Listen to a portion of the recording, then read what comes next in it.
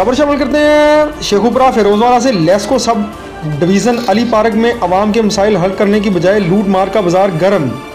मजीद इसी हवाले से जानते हैं ब्यूरो चीफ शेखुपुरा सैयद शाहीन हुसैन बुखारी से। जी शाहीन बुखारी, आगाह कीजिएगा, क्या तफसीलात हैं इस हवाले से आपके पास?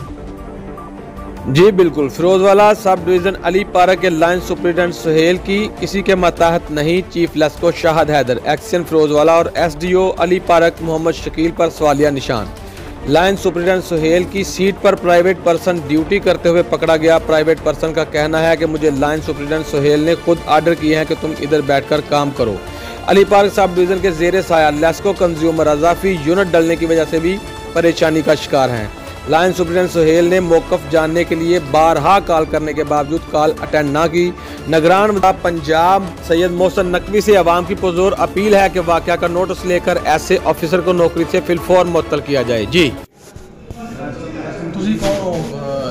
मुलाजम हो हैं? फिर तुसी सीट ते क्यों बैठे हो? तुसी उधर क्यों बैठे? मैं क्यों नहीं बैठा? तो तुसी क्यों मामला तुम डील कर रहे हो? मैं नहीं डील करता हैं, मैं नहीं करता। भाई जी कंज्यूमर ने ना, हाँ। क्यों फाइल फड़ी तुसी इन्होंने, क्यों पेपर फड़िया है? मैं उन लोगों को पूछूंगा की मसला हैं? उन लोगों को पूछूंगा। यही तो मैं कह रहा ਤੁਹਾਨੂੰ किन्ने इतराज दिते ने जो तुसी मुलाजम नहीं थे, क्यों बैठे हो? उन्होंने कहा इधर बैठो। किन्ना किया है? उन्होंने कैसे हिसाब ने किया? सुहेल साहब ने किया। चलो और किसी पूछे जरा मीटर है ऐसा आना सीटे का पता करना स्टेटस ये क्या उसी है पता है, उनको पता ए मेरे इधर पूछ सकते हो कि नहीं?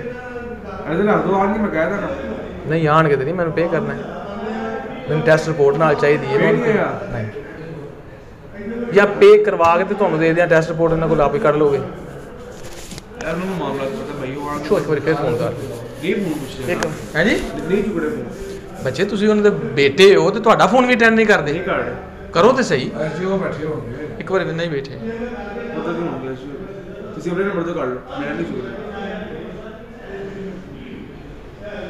ਬੱਚੇ ਇੱਕ ਫੋਨ ਕਾਲ ਨਾ ਹੁੰਦਾ ਕੋਈ ਨਹੀਂ, ਵੈਸੇ ਬਦਤਮੀਜ਼ੀ ਤੇ ਜ਼ੁਮਰੇ ਜੀ ਆਂਦਾ ਹੈ।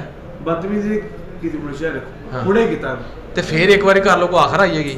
वो चुकी नहीं डे तो आप कर लो तुसी